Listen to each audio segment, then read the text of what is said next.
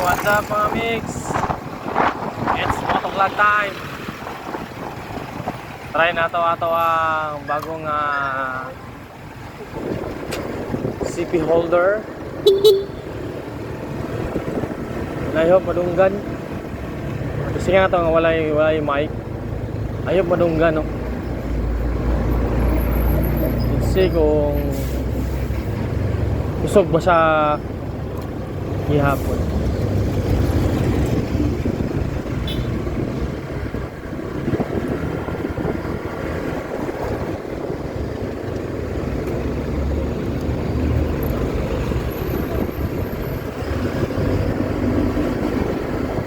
Sana tayo yatod karon nga adlaw, yatod na to sa Corales.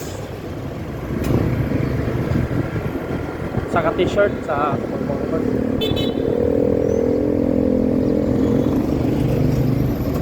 tutol niya para unya.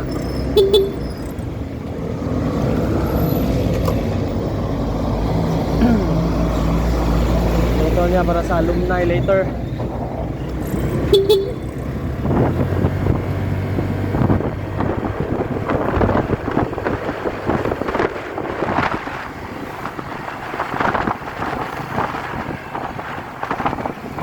Grabe ka init. Abot lang kung ba niya exact location niya yung gingon dito sa Corales.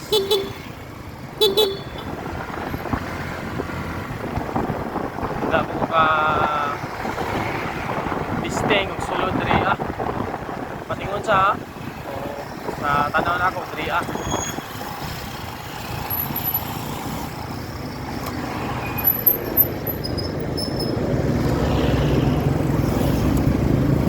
mau gini siya.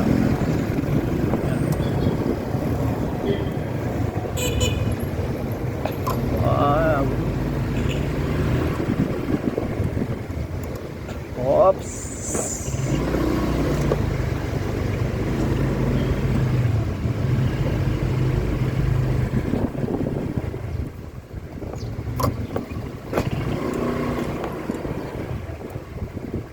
Tuwiya sa motor dili no parking diyan this.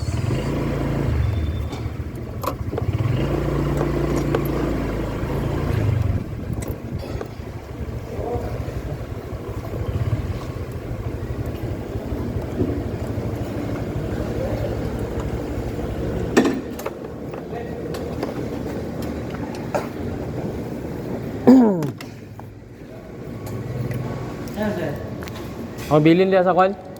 Bilin ako sa Frontis ba. Dahil na napabilin nga customer. Dila cross mo na yun. Alumni nga t-shirt ba. Ano pangalan sir? Juby, room 33. 33 daw. Pabilin daw. T-shirt para silang alumni yun. Ibili ni mo na. Oo, okay. Kuha niya. Oo. Check ako na sir. Ano pangalan sir? Jubilin? Jovi Pantua. Jovi Jane. Jovi Jane. Kuhaan lang yan. Nagpaklin lang sa mga nakadala sa Lego. Alis na ba? Selamat.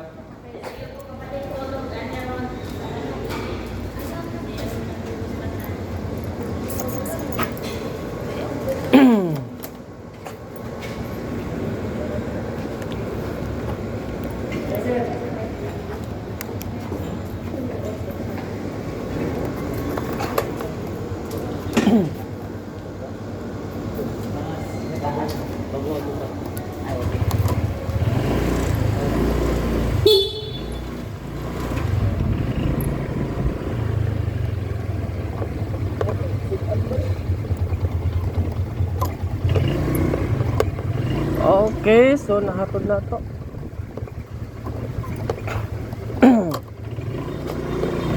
Okay. Ito na to ato ang ipahatod nga t-shirt sa ang bagumangkon. Oops.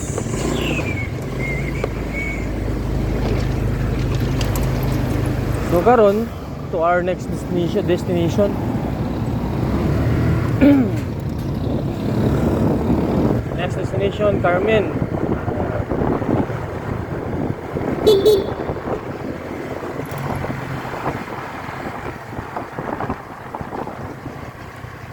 Kurang rangkot na itong tubil.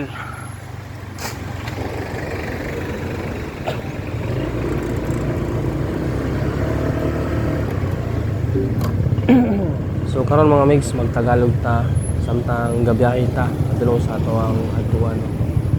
So okay, so ang tatalakayin natin ngayon isang topic, no, familiar ng lahat. So about ito sa endurance. So aalamin natin mga migs kung ano ba talaga ang meaning ng endurance.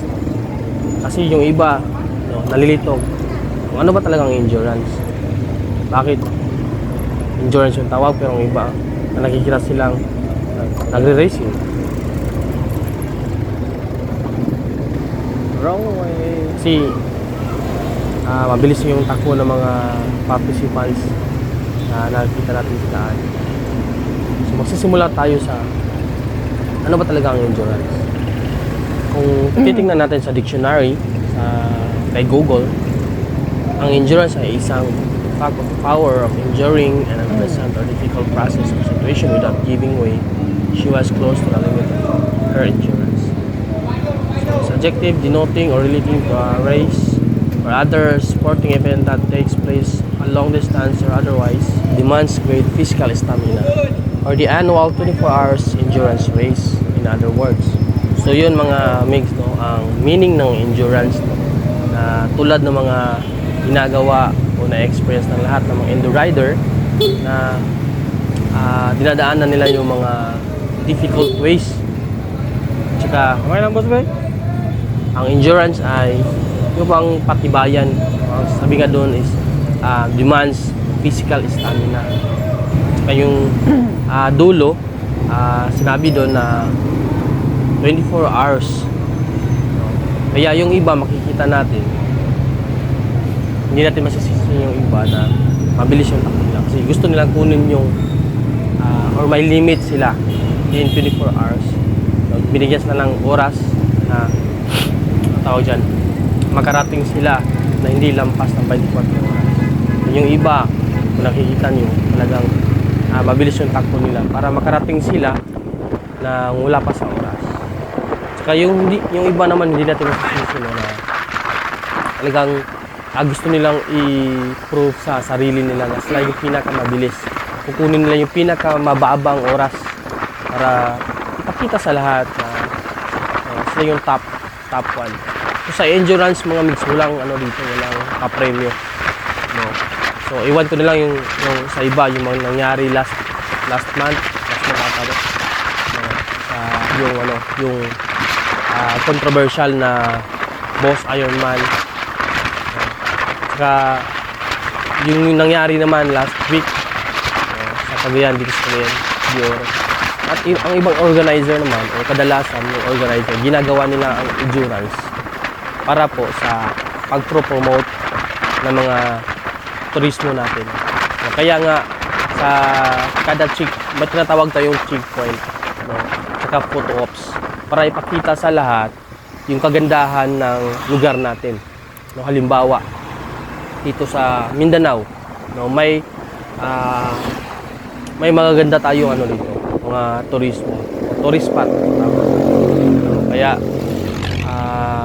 yung process ng ating endurance ay naka-permit, may permission tayo sa iba't ibang lungsod ng Mindanao or city. May permission tayo na dadaan tayo, yung mga participant natin dadaan dyan. So ibibigay sa atin ang permission yan, no, sa mga government.